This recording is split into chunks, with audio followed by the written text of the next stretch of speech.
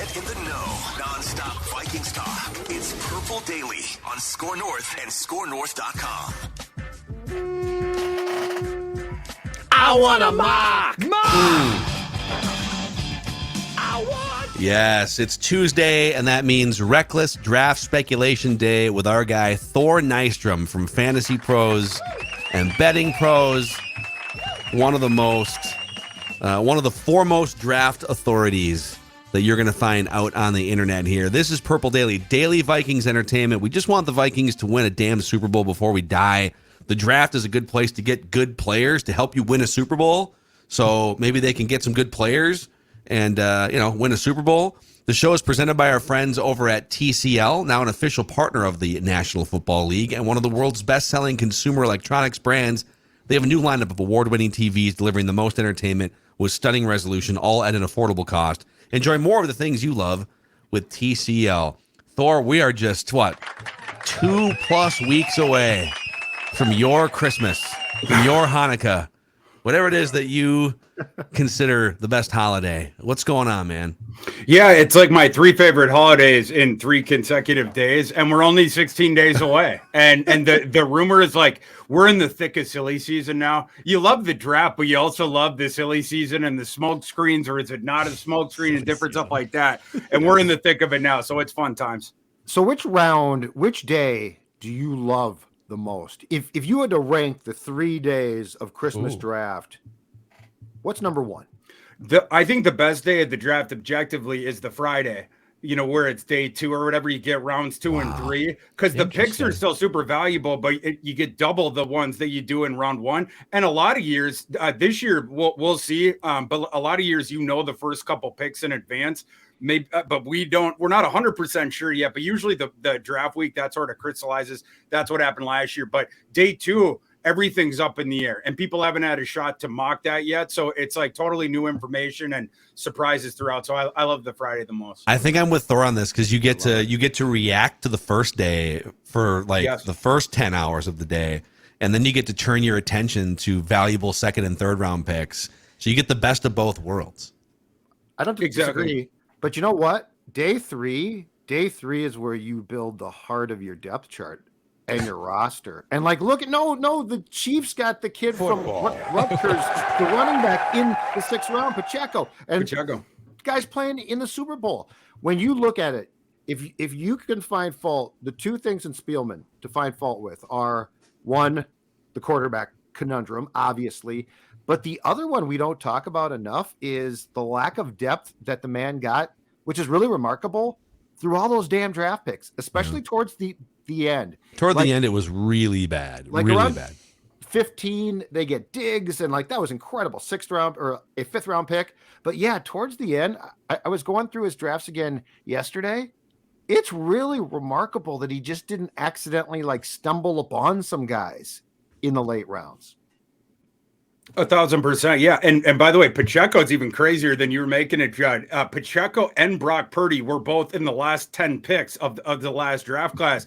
But your point's really well taken. The Chiefs and organizations like that, both in terms of depth, but also just fishing out starters out of nowhere. If you dominate day 3 of the draft, you're setting yourself up really well. It's one of the few places in the marketplace where you can get talent on an enormous sticker discount if you do the process right, if your evaluations are correct. But everybody talks about Patrick Mahomes, and obviously that was a ballsy move by the Chiefs to trade up that year or whatever, but also fleshing out that roster, like Trey Smith. They fished him out, was an enormous steal. They got him in the 6th round. L'Jarius Sneed was a defensive back, who some people had questions about. They fished him out late in day 3.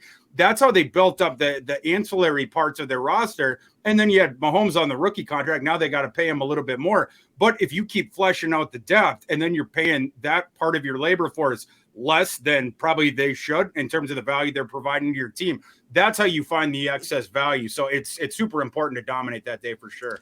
So you mentioned, the ballsy nature of the Chiefs trading up for, Patrick Mahomes.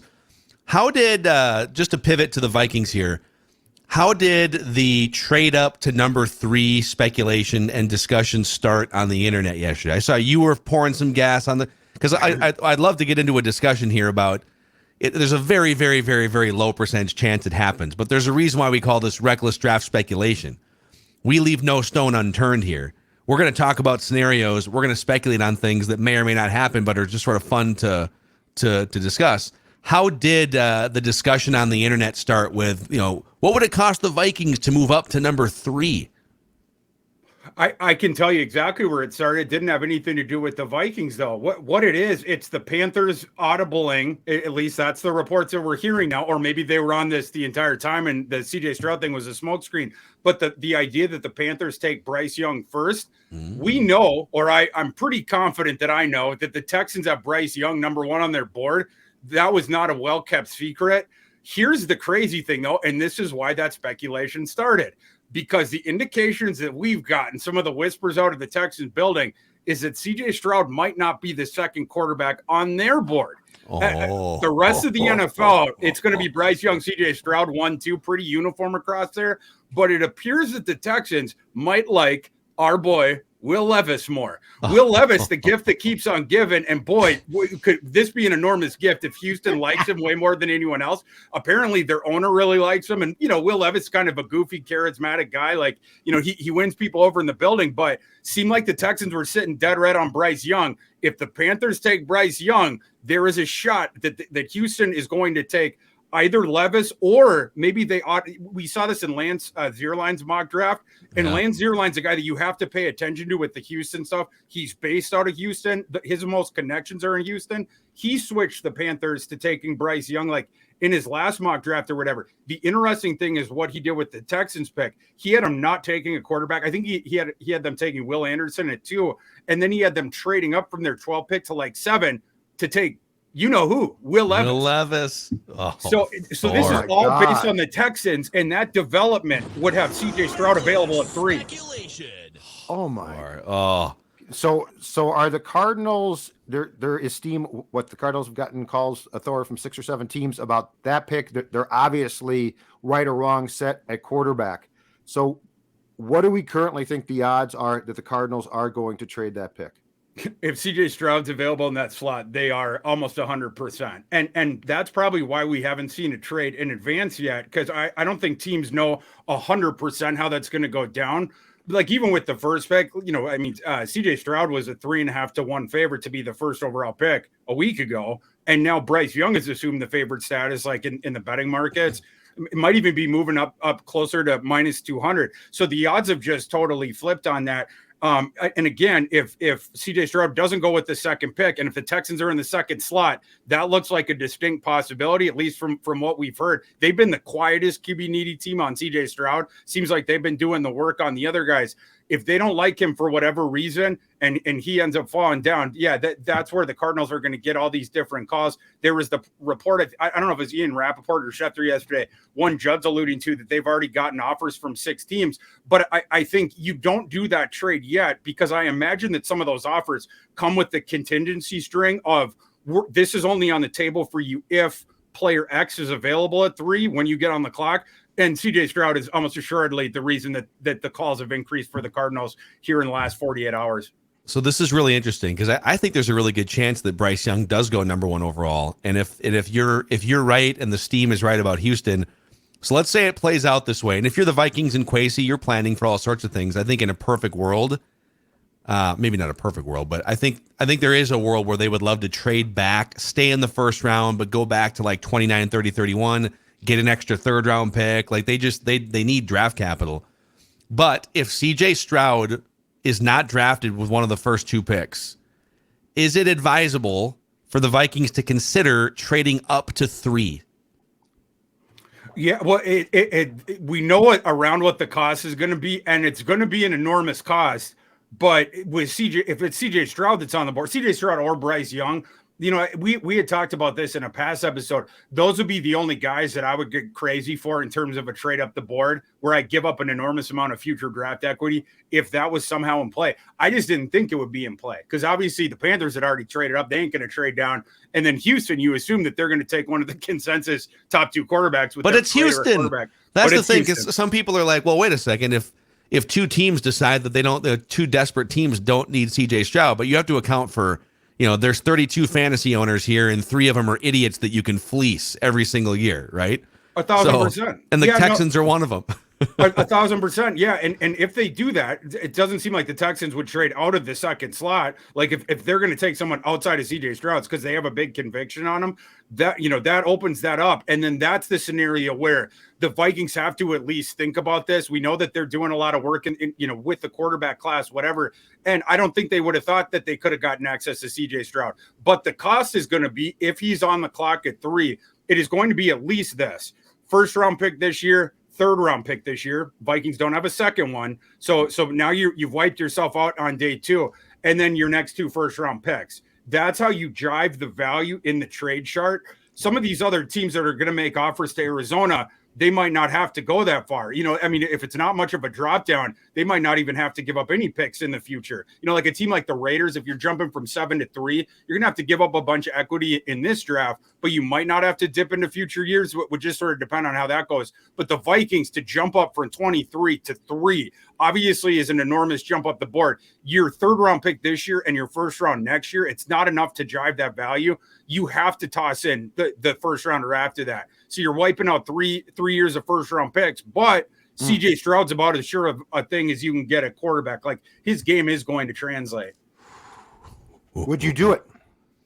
I think I might. Yeah. I would definitely think long and hard, and I would want to talk to other teams beforehand about what I could get for Cousins in a trade potentially. That's the thing. Cause you would be able to get something back. Like you might not, you might not have time because this scenario plays out in the moment, right? It's like you're maybe planning for it. You're not going to have time to pause the world and say, holy crap, okay, let's shop Cousins in the next 10 minutes. You'd have to pull the trigger on that move and then sort of sweep up the Cousins part of it later, right? There's no way that you'd be able to plan for it.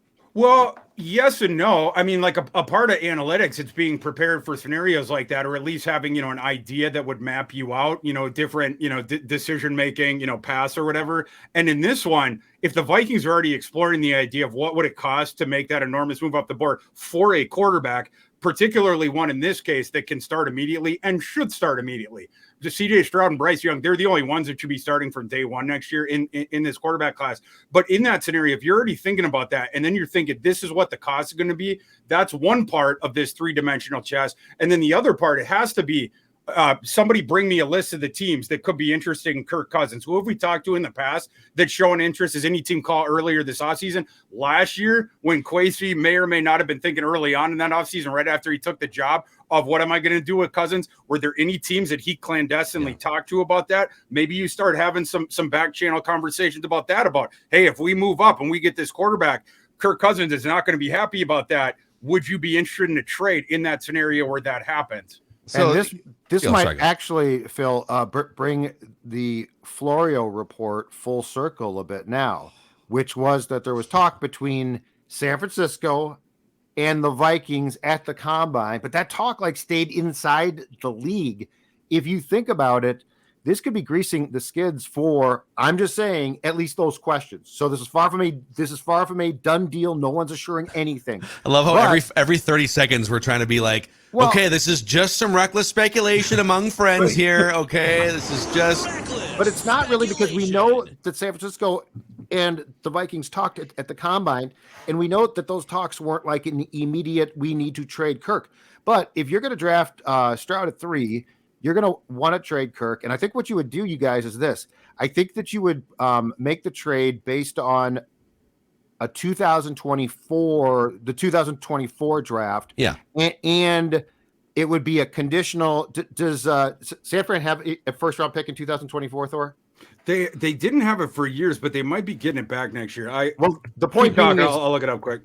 The point being is, it could be like a second round pick, but a conditional first if Kirk makes Super Bowl, if Kirk gets to or San Fran wins the division and gets to the conference championship game. My point being is, you could drive yourself potentially for a 2024 draft trade. You'd mortgage almost your entire draft for this year. But back to Thor's point, if it's worth it to get the quarterback, and now you've got the guy on a 5-year contract, it's probably a justifiable move.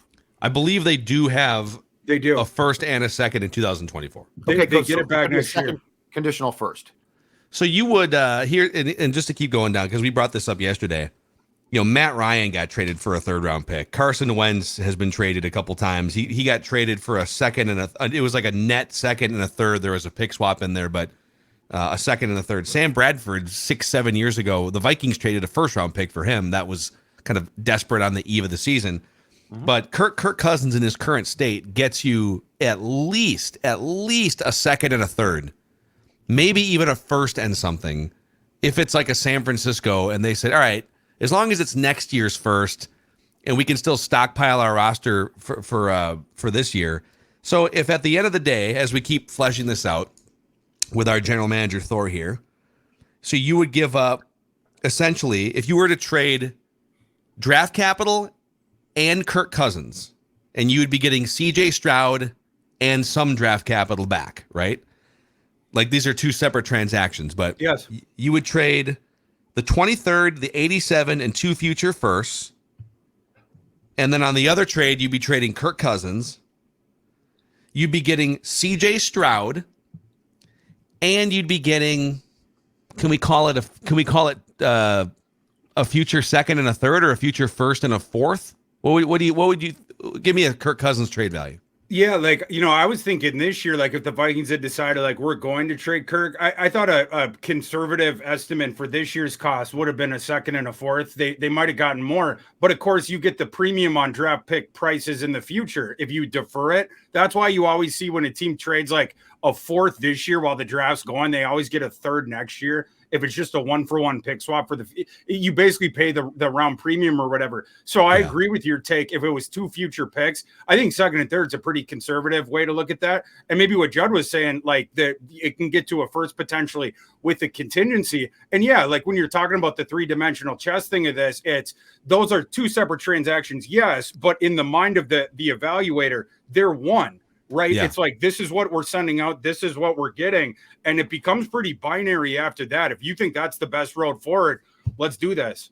It would pretty much be, you'd probably be doing like the Niners would say, hey, we really need a quarterback to stay healthy. And so that would be the contingency that he would, if he stays healthy for, 80% of the games, it's a conditional 1st-round pick in 2024 plus like a third. So you'd be sending out Kirk, 2 future firsts, the 23 and the 87, and you'd be getting back a future first, a future third, and CJ Stroud, basically. 5 years of CJ Stroud. That would be the transaction. Yeah, I mean, like if, San Francisco, they might drop a, like I say, a contingency on that thing, but San Francisco team going to be nasty next year. So I'd be comfortable dropping a contingency on that of you have to reach like the NFC Championship game for it to vest into a 1st-round pick, like something like that. But if not, you could sort of cover yourself with the goodies after the 2nd round. If it doesn't hit the contingency, let's say the minimum of it is going to be a second and third if San Francisco gets booted early. But if they, whether it's the NFC Championship game, whether it's the Super Bowl, whatever, then it vests into the higher pick. I think that's absolutely worth it. And that's one way that you could just recoup next year's draft equity that you're sending out. And then it's more or less, thinking about it in this way, it's the 1 and 2 years that you're sending out. But that pick right now would be analogous to like mid to late 2nd-round pick of like trading a 1st-rounder out 2 years, just so you can sort of ballpark it in your head. So Thor, how sure of thing are we talking about here with Stroud too? Like if you were to grade this 1 to 10, 10 being absolutely does great, 1 being bust, where does CJ Stroud fall to you? Oh, he's a really high-end quarterback prospect. I have Bryce Young just slightly ahead of him, but it's not by a ton. And, when you do a job like this, like where it's like in the media where you're ranking it, whatever, you don't have a team that you're doing it for. You don't have a scheme where you're plugging these specific holes for, stuff like that. Other teams, depending on the way they run their offense, there's going to be teams that prefer CJ Stroud because CJ Stroud is the best facilitator in this class. He runs your offense the best in this class. He, like in terms of that stuff, his accuracy and his placement are absolutely elite, and he just processes the field so well. He's turned himself into this elite pocket passer. He's the facilitator. Bryce Young is the creator. Like Bryce Young, he doesn't want to know, like he doesn't, like the half field read stuff with Hendon Hooker. Bryce Young would get really annoyed in a system like that because he wants to figure it out as the bullets are flying. It's the reason why he wants the shotgun snaps really deep in the pocket. He wants the wider field vision and he wants more space to run around. And he's just awesome at the scrambling around thing. That's what he uses mobility for, to give his receivers extra time. And then you have the broken plays, the back half of the defense all confused about, oh, should I pass him off? Should I pass him off? Because now the guys are breaking off their routes, whatever. And that's how you see some of these explosive plays, because he can just process so quickly. But this is my whole point with this. I think the Vikings might be a team where they have CJ Stroud number one on their board. I think they might be a team that would prefer CJ Stroud to Bryce Young, because Kevin O'Connell's system, he wants you running his concepts. I don't think he wants the guy freelancing quite as much. And he loves the accuracy and the mobility when you're booting out whatever. We've seen CJ Stroud, especially in the Georgia game, when he's playing the nastiest defense in college football last year. He was under duress constantly. He moved off of his spot, was making decisions with the bullet flying, the correct decisions, putting balls on guys' hands as well. So I think he would be a perfect fit for the Vikings offense. And again, I think they might prefer him to Bryce Young, apples to apples. Football. Oh, my God. This is the reckless speculation I didn't know I needed today. Oh, no, this is, again, there's a very specific scenario would have to play out, and the Vikings would have to jump probably 5 other teams maybe looking to trade into that 3 slot. So there's all sorts of things, but we're all about leaving no stone unturned. And speaking of stones, make sure your stones are smooth for this summer. Courtesy of our friends at Manscaped, Declan. The NFL draft is here. And the most exciting prospect of all is not C.J. Stroud. It's not Bryce Young. It is the Lawnmower 4.0. Oh, yeah. And if you really want to rank them here, if you want to go the deep threat option is the Lawnmower 4.0, because there's defense in the way, and it always clears the way, right? That's what the Lawnmower 4.0 does. But there's a number 2 pick in the draft. There's also a number 2 pick. It's the Beard Hedger. Because you don't want to look like Matt Patricia, right? No one wants to look or be Matt Patricia. No. You want to be a more smooth Sean McVay, or maybe a nice baby face like Kevin O'Connell in that jawline. That happens with the Beard Hedger. All of this happens at the face or below the belt with our friends at Manscaped. And right now, you can go to manscaped.com, save some salary cap space with promo code PURPLE. 20% off, free shipping. You save 20% off any product at manscaped.com when you use promo code PURPLE. It helps us out here at Purple Daily, helps out Manscaped as well. So the number 1 pick in the draft is Manscaped, my friends. Go check it out. Promo code PURPLE at checkout. If you're looking to lose some weight, the number 1 draft pick is Livia, our friends at Livia Weight Control Centers. It's not even close. There's no debate. There's no what's the first place, the second place, the third place. We're talking about one place, Livia Weight Control Centers. It's a weight control center. That's right. It's not a diet. It's not Sports Dad here talking to you about a fad that's going to disappear tomorrow, and now you've lost the weight and now it's back. You're going to lose the weight. It's as simple as can be. Heck, I lost 40 pounds. But then here's the best part. You're going to keep the weight off because of their nutritionists, because of their dietitians, because of the help that you are going to get. And guess what? You can cruise into summer looking good and feeling good because you're going to get the first 8 weeks for free. That's right. What a deal. You talk about a first round pick. First 8 weeks for free. 855 go LIVEA Livia.com. LIVEA Livia.com is your ticket to a summer of looking and feeling great and keeping that weight off. All right, so I want a mock. We will get to our own mock simulation that we do every single week where Thor is the GM. We're going to do that here shortly, but you put an updated 2-round mock-up on fantasypros.com, and I'll just pick out a couple highlights here. So you have Bryce Young going number 1 to Carolina. You've got Will Levis going number 2 to Houston. I'll let Judd rip you for not doing trades in this mock. Oh, he you don't takes do trades? issue with anyone who doesn't do trades. Get out of here. I don't like trades and mocks. I don't like it. I'm sorry. Boy. Yeah, no, I just don't believe in it because then it gets too crazy. That's what I love about it. I want it to be crazy. Judd is rendering mock drafts without trades to essentially we did a mock draft on a bonus Purple Daily episode from Sharp Football Analysis. I'll just read this. There's a couple tentacles off this. It's the 6.0 mock from Ryan McChrystal, the 5th most accurate mock drafter over the past 5 seasons. Judd called him numbnuts for not doing trades in this mock draft. Yeah, he got lazy too. He got lazy, and here's the thing too. How do you know that you are the fifth? Like, are you surveying every single mock draft? It must be there's a competition, which I just figured that you have to enter your own mock. So the last year was actually the first time that because you have to self-submit your own mock, and then there's like 80 guys in the industry or whatever. I've only done it 1 year, but I did get top 20 last year. Oh wow! Oh, here we go. Here we go. 20 That's how we found mocker. out. Wow. Okay, are they grading you off of the player and the slot, or the team and the player?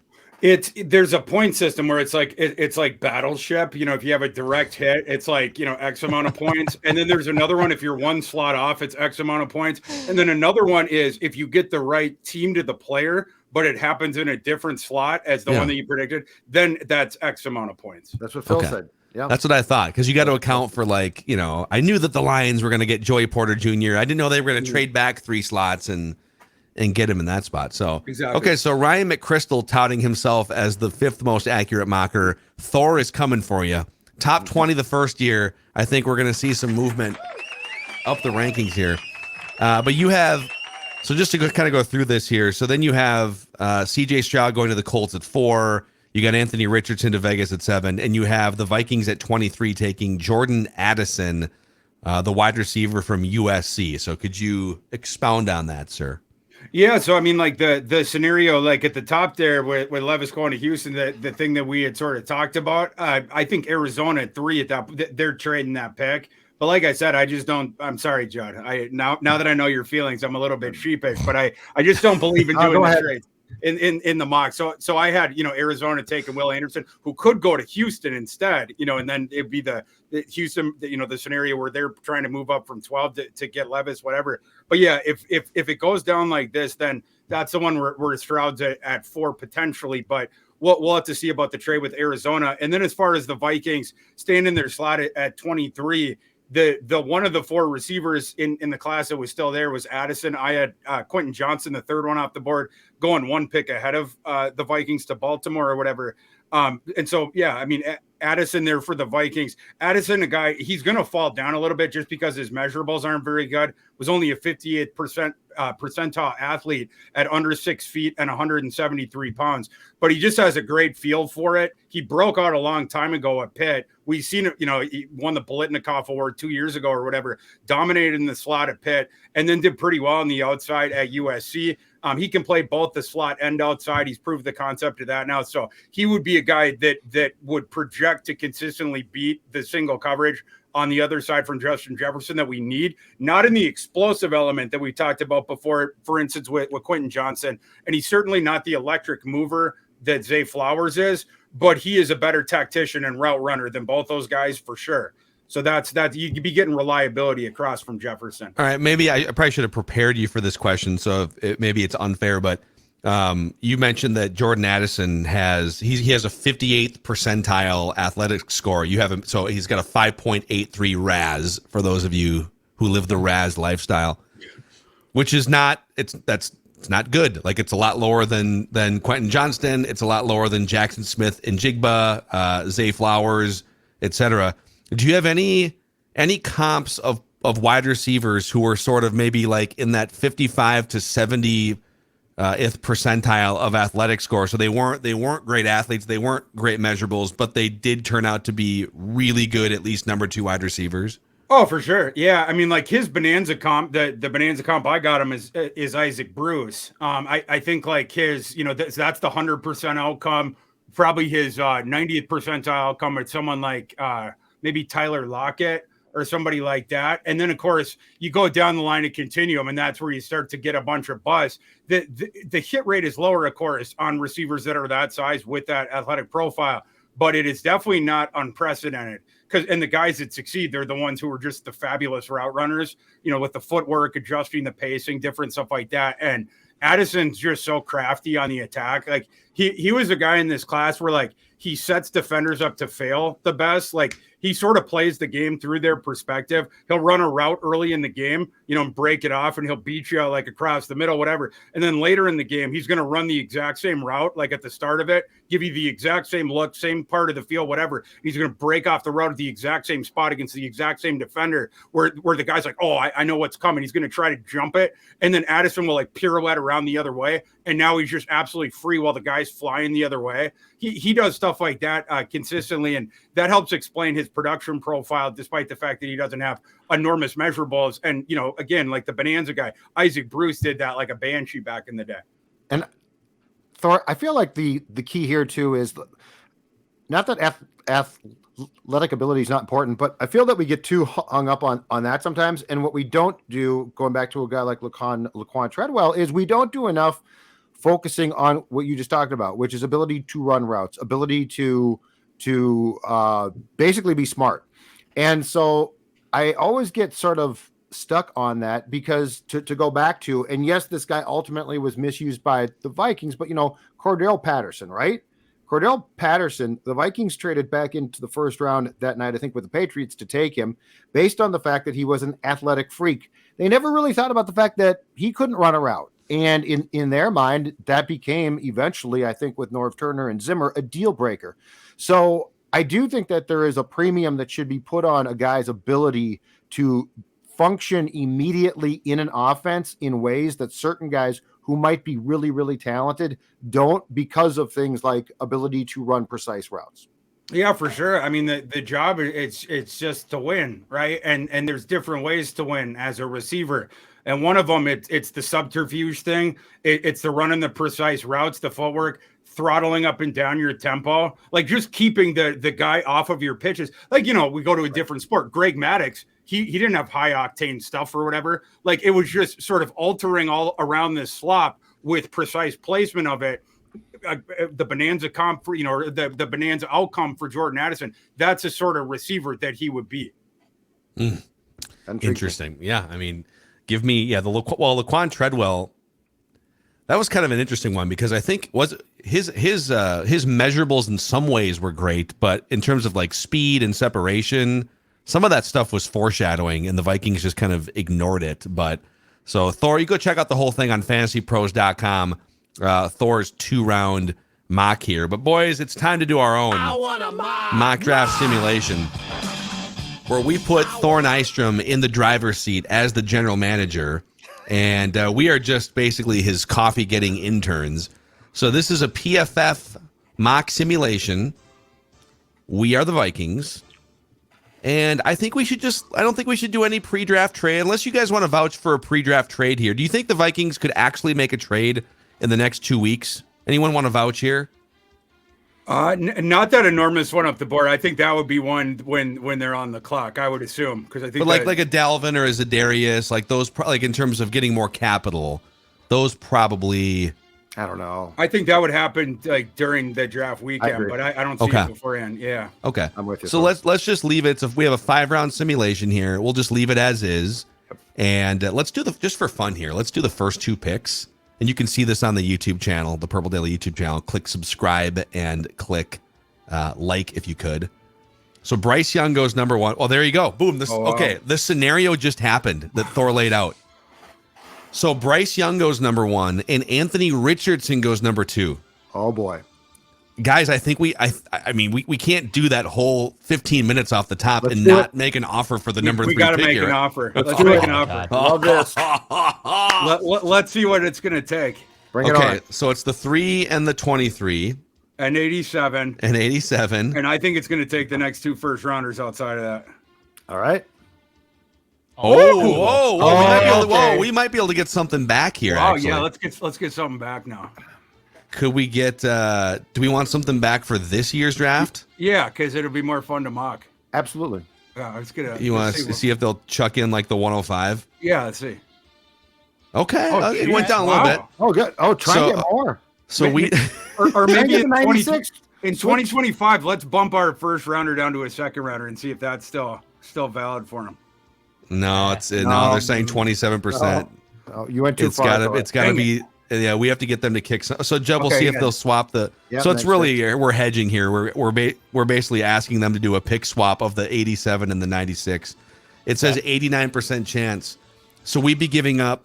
We'd be swapping the 23 and the 3, swapping the 87 and the 96, and giving up 2 future first round picks. I think we can take out the 87 and 96. They're still going to accept that thing. It looks like we'll just give them the 3 first round. Yeah. Oh, it says 79. Should we kick? Let's kick in the 158. That bumps it to an 8 just to make it. Okay. All right. Yeah, let's do it. All right, here we go. Let's see. Will the Cardinals accept? Oh my God. The Minnesota No, Vikings baby. are on the clock with the number 3 overall pick. We did it, boys. Let's take CJ Stroud. This is a run the card up moment. Thor's The like, let's Minnesota take Vikings- Peter Skoronsky, the tackle from Northwestern. Yeah. No, Thor, no. Don't trip, Thor. Bijan Robinson. We're running that card up. All right. All right, so we're taking CJ Stroud with the number 3 pick. There it is. I'm going to put this on turbo here. So, wow, that's amazing. It literally, and this is just totally random, you know. We're back on the clock here at 87. Is it right? But for us to land in that same scenario, how do you feel now? We just did it, Thor. How do you feel, general manager? We did it. One small step for man, one giant leap for the Vikings. Kirk Cousins online too. Okay, Thor here's Iceman? okay. Kirk Well, here's what we can do. Kirk, Oh my Kirk is God. not happy right now. Here's what we can do.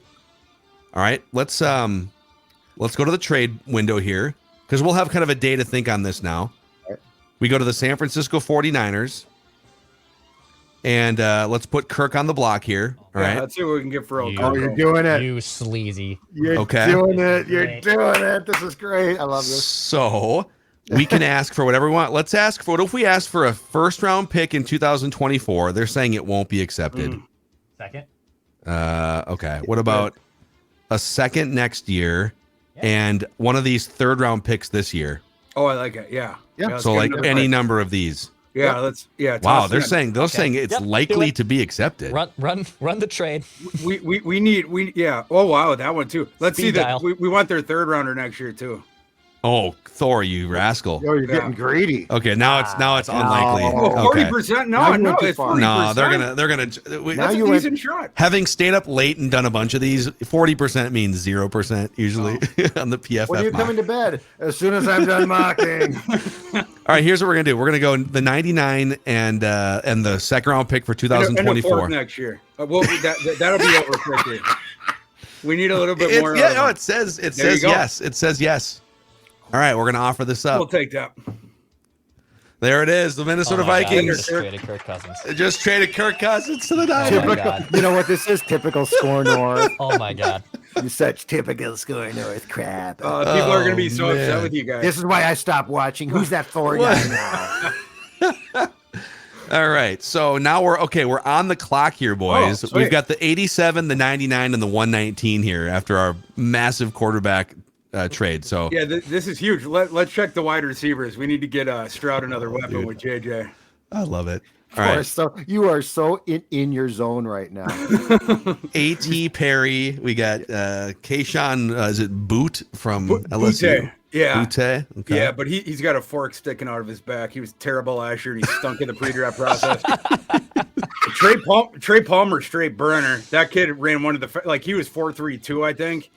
We don't want Parker Washington. He's just a slot guy. We don't want Cropper. A.T. Perry on the other side is kind of interesting because he's north-south explosive and he's big and he has like a 6'8" wingspan.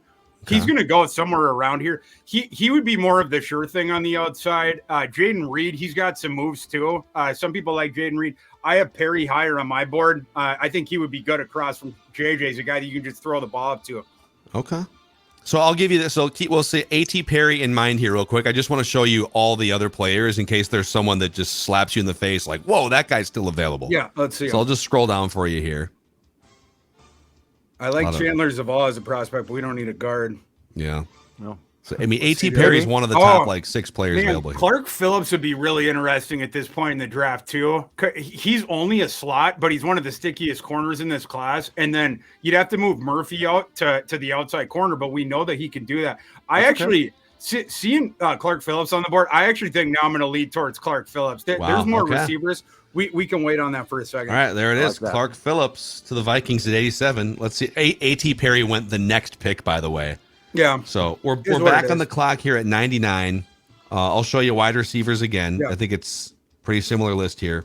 Yeah, so I mean, Jaden Reed and Trey Palmer would both be draftable here. Palmer is just the straight pop the top guy. He had a great season last year, but he had an elevated drop rate, but he was stranded on that awful Nebraska team. Perry was at LSU earlier in his career, and then he had transferred there. If the drop rate comes down, he can consistently threaten deep. We have a couple big athletes down there that I just saw. Mingo had a really interesting career, and he's an interesting receiver, and then he's 220 pounds, big outside receiver, and a good athletic profile. There's reasons to think that he might be a little bit underrated. The quarterback play at Ole Miss was terrible last year. And then Bryce Ford Wheaton, the guy right below him from West Virginia, is just an amazing athlete, like a thoroughbred of an athlete. But he's sort of like Donovan Peoples-Jones coming out a couple years ago from Michigan, where the athletic profile is ridiculous, but we didn't see it enough in college. I think here I would go probably it'd be between Reed, Palmer, and Mingo, and it just depends on if you want the bigger, stout, outside type receiver. Then you would take Mingo. With Reed, he's smaller, but he can play on the outside. And he was a college teammate of Jalen Naylor, and then Palmer's just a straight pop the top guy. So I would say too, as your advisor here, we do have the 119, which is 20 picks later. I'm going to show you all the other players real quick here. Is there a chance that one of those receivers you just mentioned is still there in 20 picks compared to like some of these other guys? Is there any other value here that you would? Yeah, let's check out the interior defensive line. Who's still there? If Ask and you shall receive. Ika was there. Is Ika off the board? Ika would be a good fit here. He must have just gone. That Broderick Martin's interesting too, like as the space, the sort of the occupier guy inside, and then our boy Jared Clark from Coastal. But it looks like those guys are going to be available for a little bit, so we don't have to prioritize them. Let me see the running backs real quick. Oh, Thor. Just like because in this scenario now you're shopping Delvin Cook assuredly. Tajay Spears would be just a fabulous value here, in my opinion. Ooh, okay. So it depends on if you've traded Delvin, but like if you have, Tajay Spears would be a no-brainer and a really good compliment for Madison. Judd, if we traded, you're the assistant general manager he's here. not coming back. Yeah. Okay, yeah. so let's do. What if we did Tajay Spears? Let's do it. And a wide receiver. Okay, look at this. Wow. All right, and then we'll get back We on the can clock recoup here. even more future draft equity by trading Delvin then too. We could, yeah. I mean, we could do this whole scenario again next week too, with Delvin included. So I'll go back to wide receivers here. Yeah. So they're still dude. Did all those guys just go? Oh gosh, Sorry, I might have sabotaged us. Oh, Thor's in trouble. Trey Palmer, Jonathan Mingo. Oh man, they all went. Jaden Reed, they all went. Well, okay. For Thor's job. Go down a little bit. So Bryce Ford Wheaton would be in play just on the measurables alone here. Those other, like, I don't want Xavier Hutchinson. He's not athletic. He's just a slot guy, manufactured toucher by the line. Go down just a little bit. Let me see the other couple of ones there. Charlie Jones is super duper interesting, and I think he's underrated. He went ballistic at Purdue last year when he transferred over. He was at Iowa before then, so he just didn't get a shot to do anything. But in the NFL, he projects as a slot. With the Vikings going to more 12 personnel, I don't know if he would be a fit. So maybe you would go, with where it fell. It wasn't the best the way that it fell for us, but Bryce Ford Wheaton would be the swing for the fences guy in terms of the athletic profile. But he might be a little bit of a reach in the slot. Okay. We could. I mean, if you wanted to, we could just for fun, because I think we should finish this strong here. I don't want to. If there's other players here that you think, because in theory we would carry this over. We're just doing a 5-round mock here, so. Yeah. If there's other, Kobe Turner is sitting there. You wanted interior defensive lineman. There's a couple here. Yeah, I'm not the biggest fan of him. It'd be interesting to know if the Vikings would be interested in taking multiple guys in the defensive backfield. I think they might need it. Corey Trice is a guy that's moving up. He, a teammate of Charlie Jones at Purdue, and he's a big, long outside corner.